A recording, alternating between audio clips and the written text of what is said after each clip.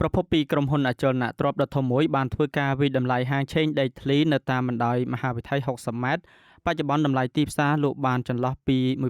$1,200ទៅ$1,500ក្នុង1ម៉ែត្រការ៉េអ្នកស្រីគឹមកិនកេសាអគ្គនាយិកាក្រុមហ៊ុនអចលនទ្រព្យ APS បានឲ្យដឹងថាតម្លៃដីនៅតំបន់មហាវិថីសម្ដេចហ៊ុនសែនផ្លូវ60ម៉ែត្រមានការកើនឡើងខ្ពស់ពី$500មុនការអភិវឌ្ឍរហូតដល់តម្លៃបច្ចុប្បន្នចន្លោះពី$1,200ទៅ$1,500ក្នុង1ម៉ែត្រការ៉េអ្នកជំនាញអចលនទ្រព្យរូបនេះអះអាងថាមហាវិថី60ម៉ែត្រគឺជាខ្សែផ្លូវតភ្ជាប់យ៉ាងសំខាន់ពីក្រុងភ្នំពេញទៅកាន់អាកាសយានដ្ឋានអន្តរជាតិតេជោខណៈការអភិវឌ្ឍភាគច្រើនកំពុងរំកិលមកភាគខាងត្បូងដោយសារគម្រោងអាកាសយានដ្ឋានអន្តរជាតិថ្មីជំរុញឲ្យផ្លូវនេះក្លាយជាសរសៃឈាមសេដ្ឋកិច្ចដ៏សំខាន់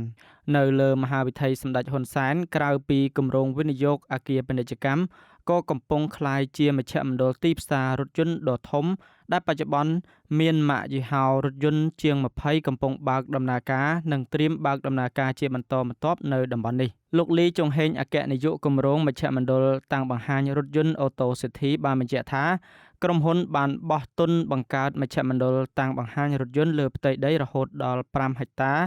នៅលើមហាវិថីសម្ដេចហ៊ុនសែនលោកស្កតធ្ងន់ថាទោះបីជាដីនៅទីនេះមានតម្លៃខ្ពស់ក្តីតែនេះគឺជាការវិនិយោគក្នុងចក្ខុវិស័យវែងឆ្ងាយដើម្បីប្រែក្លាយតំបន់នេះជាសហគមន៍អាជីវកម្មរថយន្តដ៏ធំជាងគេប្រៀបធៀបតំបន់បឹងកេងកង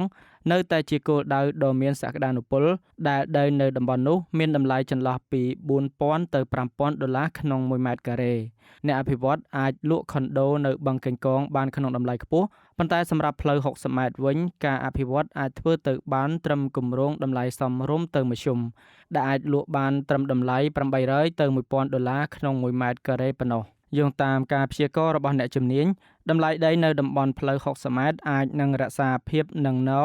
ឬមិនមានការហក់ឡើងលឿនពេកនោះទេក្នុងរយៈពេល4ទៅ5ឆ្នាំខាងមុខលើកលែងតែមានការហូរចូលនៅគម្រោងអភិវឌ្ឍខ្នាតយក្សថ្មីៗជាទូទៅអ្នកអភិវឌ្ឍនឹងនៅតែបន្តប្រមូលទិញដីកណ្ដាលក្រុងសិនលុះត្រាតែដីកណ្ដាលក្រុងឡើងថ្លៃខ្លាំងរហូតដល់លែងចំណេញទើបចរន្តនៃការវិនិយោគគម្រោងធំៗនិងបង្វែរមកតំបន់ជាយក្រុងដូចជាមហាវិថី60ម៉ែត្រនេះជាមិនខាន